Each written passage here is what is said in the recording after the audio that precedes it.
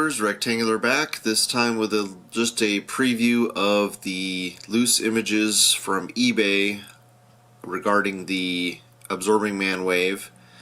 So first up we have Morbius, and nothing too special on this. I think they could have used a little bit more red on the collar and the belt. Looks like it's lacking in some spots there. Otherwise, the head looks pretty good. Nothing too special about this guy's. Almost entirely black with just a couple of white areas. And the cape, the back of the cape, you can see a little bit of red peeking through, so I think they could have used a little bit more black on that. Next up we have Jack-O-Lantern, and yeah, nothing real spectacular on him. Unfortunately, it looks like his legs are pretty warped, so that's probably going to be an issue. You add that very large head, and he's probably going to be pretty top heavy. It looks like they added some handles to the weapons, so even though he's got those very large splayed out hands, looks like he'll still be able to hold them loosely with those handles that are on the accessories. But yeah, definitely it's going to be a challenge to get him to stand, especially with those ball jointed hips, so I can see that being a problem. Nothing great as far as the paint or anything goes. I do like the head sculpt is pretty cool. Spider-Gwen, I know a lot of people are really excited to finally get this figure, and yeah, it looks good. Looks like they did a nice job on the lines, the shading on the head. Yeah,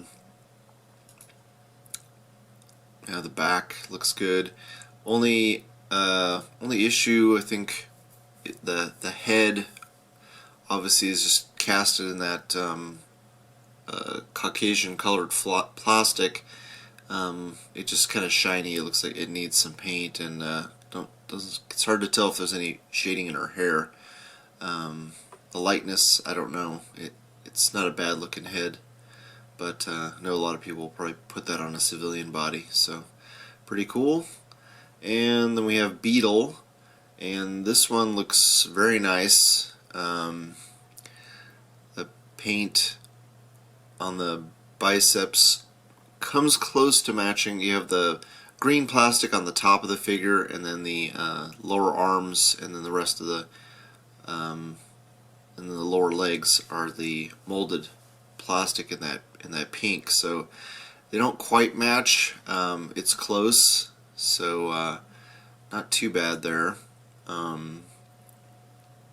But yeah, that looks like a pretty decent figure. Then we have Speed Demon. He looks pretty good. The paint lines look pretty crisp. His feet are a little big, and that's you know, from that Spider-Man mold. But yeah, nothing too special about him. Yeah, the little guy in the car, I forget his name. That looks like it's painted pretty well. Then we have the Ben Reilly Spider-Man, and I don't know. I'm glad I don't need this figure. The paint on the spider itself looks a little heavy-handed. I don't know if it's just because it's if they used a flash on their camera, but it looks really glossy, and also the red on the top of the torso doesn't seem to match that on the lower torso. So that's I'm hoping this is just a bad factory defect figure. Then finally the Venom, which we've seen one review so far for him, and not too bad. The head, I think, has got the most paint app issues. The spider looks pretty good. Looks like you could use a little less white in areas and a little more black in areas on the head, but not too shabby at all. And then finally we have the Absorbing Man, which I showed previously, and yeah, I think he looks good. Like I said in my overview of the Captain America wave, the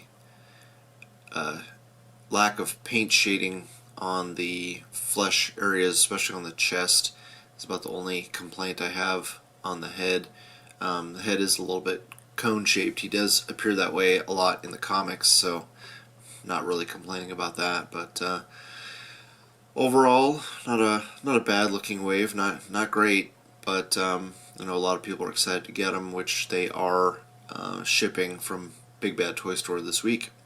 All right, thanks so much for watching, you guys, and I will talk to you guys later.